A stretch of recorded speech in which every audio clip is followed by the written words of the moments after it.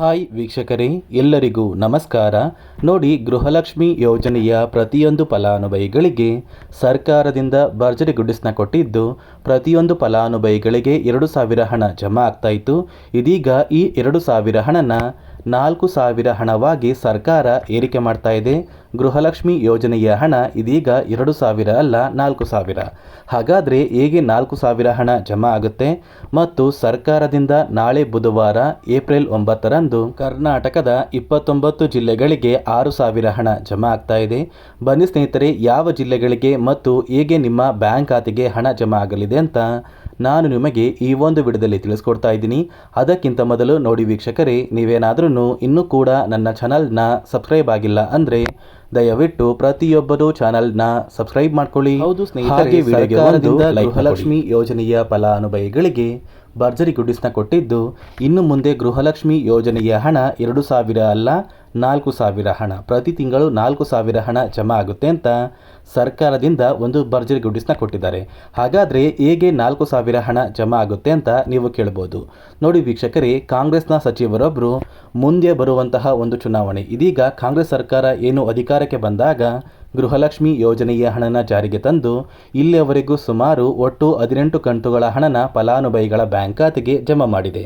ಮುಂದೆ ಬರುವಂತಹ ಒಂದು ಚುನಾವಣೆಯಲ್ಲಿ ಮತ್ತೆ ಏನಾದ್ರೂ ಕಾಂಗ್ರೆಸ್ ಸರ್ಕಾರ ಅಧಿಕಾರಕ್ಕೆ ಬಂದರೆ ಗೃಹಲಕ್ಷ್ಮಿ ಯೋಜನೆಯ 2,000 ಹಣ ಏನಿದೆ ಆ ಒಂದು 2,000 ಹಣನ 4,000 ಹಣಕ್ಕೆ ಏರಿಕೆ ಮಾಡ್ತೀವಿ ಅಂತ ಕಾಂಗ್ರೆಸ್ನ ಸಚಿವರೊಬ್ಬರು ಒಂದು ಮಾಹಿತಿನ ಕೊಟ್ಟಿದ್ದಾರೆ. ಆದರೆ ನಿಮ್ಮ ಬ್ಯಾಂಕ್ ಖಾತೆಗೆ ಇದೀಗ ಸರ್ಕಾರ ಜಮಾ ಮಾಡೋದು ಪ್ರತಿ ತಿಂಗಳು 2,000 ಹಣ ಮಾತ್ರ.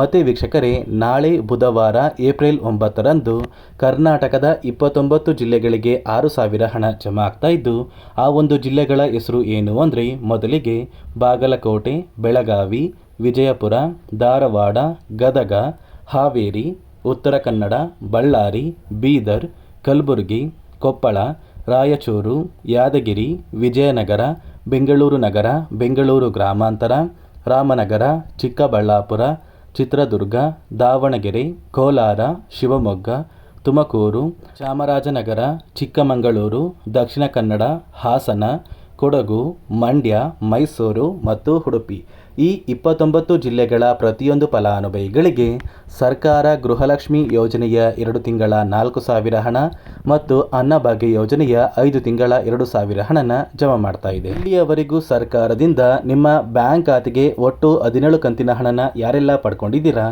ಇಂತಹ ಫಲಾನುಭವಿಗಳಿಗೆ ಗೃಹಲಕ್ಷ್ಮಿ ಯೋಜನೆಯ 2 ತಿಂಗಳ 4,000 ಹಣ ಮತ್ತು ಅನ್ನಭಾಗ್ಯ ಯೋಜನೆಯ 5 ತಿಂಗಳ 2,000 ಹಣ, ಒಟ್ಟು 6,000 ಹಣನ ಸರ್ಕಾರ ಜಮಾ ಮಾಡ್ತಾ ಇದೆ. ಅದೇ ರೀತಿ ನಿಮ್ಮ ಬ್ಯಾಂಕ್ ಖಾತೆಗೆ 6,000 ಹಣ ಜಮಾ ಆಗಬೇಕು ಅಂದರೆ ಸರ್ಕಾರ ಪ್ರತಿಯೊಂದು ಫಲಾನುಭವಿಗಳಿಗೆ 5 ಹೊಸ ನಿಯಮಗಳನ್ನ ಜಾರಿಗೆ ತಂದಿದೆ. ಈ ನಿಯಮಗಳನ್ನ ಪಾಲಿಸಿದರೆ ಮಾತ್ರ ನಿಮ್ಮ ಬ್ಯಾಂಕ್ ಖಾತೆಗೆ 6,000 ಹಣ ಜಮಾ ಆಗೋದು. ಹಾಗಾದರೆ ಬನ್ನಿ ಸ್ನೇಹಿತರೆ, ಆ ನಿಯಮಗಳು ಏನು ಅಂತ ತಿಳಿಸ್ಕೊಡ್ತಾ ಇದ್ದೀನಿ. ಮೊದಲನೆಯ ಒಂದು ನಿಯಮ ಬಂದು, ನೀವು ಹೊಂದಿರುವಂತಹ ಒಂದು ರೇಷನ್ ಕಾರ್ಡ್ಗೆ ನಿಮ್ಮ ಮನೆಯ ಪ್ರತಿಯೊಂದು ಸದಸ್ಯರ ಆಧಾರ್ ಕಾರ್ಡ್ನ ಕಡ್ಡಾಯವಾಗಿ ಲಿಂಕ್ ಮಾಡಿಸ್ಬೇಕು. ಅದೇ ರೀತಿ ಎರಡನೆಯ ಒಂದು ನಿಯಮ ಬಂದು, ಕಳೆದ 15 ವರ್ಷಗಳಲ್ಲಿ ನೀವು ನಿಮ್ಮ ಬಳಿ ಇರುವಂತಹ ಒಂದು ಆಧಾರ್ ಕಾರ್ಡ್ನ ಯಾವುದೇ ರೀತಿಯ ಒಂದು ತಿದ್ದುಪಡಿನ ಮಾಡಿಸಿಲ್ಲ ಅಂದರೆ ನಿಮ್ಮ ಬ್ಯಾಂಕ್ ಖಾತೆಗೆ ಹಣ ಜಮಾ ಆಗೋದಿಲ್ಲ. ಅದೇ ರೀತಿ ಮೂರನೆಯ ಒಂದು ನಿಯಮ ಬಂದು, ಸರ್ಕಾರದಿಂದ ಬರುವಂತಹ ಒಂದು ರೇಷನ್ ಏನಿದೆ ಅಂದರೆ ಅನ್ನಭಾಗ್ಯ ಯೋಜನೆಯ ಉಚಿತ ಅಕ್ಕಿ ಏನಿದೆ, ಈ ಉಚಿತ ಅಕ್ಕಿನ ನೀವು ಕಳೆದ 3 ತಿಂಗಳಿಂದ ಪಡ್ಕೊಂಡಿಲ್ಲ ಅಂದರೆ ನಿಮ್ಮ ಬ್ಯಾಂಕ್ ಖಾತೆಗೆ ಸರ್ಕಾರ ಗೃಹಲಕ್ಷ್ಮಿ ಯೋಜನೆಯ ಹಣನ ಜಮಾ ಮಾಡೋದಿಲ್ಲ.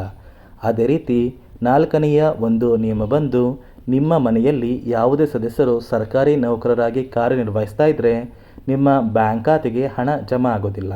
ಅದೇ ರೀತಿ ಐದನೆಯ ಒಂದು ನಿಯಮ ಬಂದು, ನಿಮ್ಮ ಕುಟುಂಬದ ವಾರ್ಷಿಕ ಆದಾಯ 7 ಲಕ್ಷಕ್ಕಿಂತ ಕಡಿಮೆ ಇರಬೇಕು.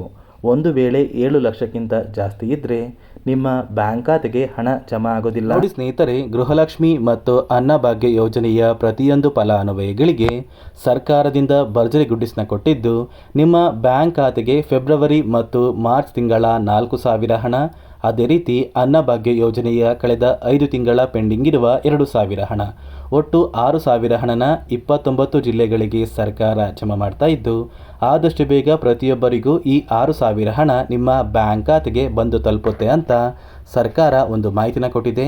ಇದಿಷ್ಟು ಗೃಹಲಕ್ಷ್ಮಿ ಮತ್ತು ಅನ್ನಭಾಗ್ಯ ಯೋಜನೆಯ ಪ್ರತಿಯೊಂದು ಫಲಾನುಭವಿಗಳಿಗೆ ಸರ್ಕಾರದಿಂದ ಬಂದಿರುವಂತಹ ಒಂದು ಹೊಸ ಮಾಹಿತಿಯಾಗಿದೆ.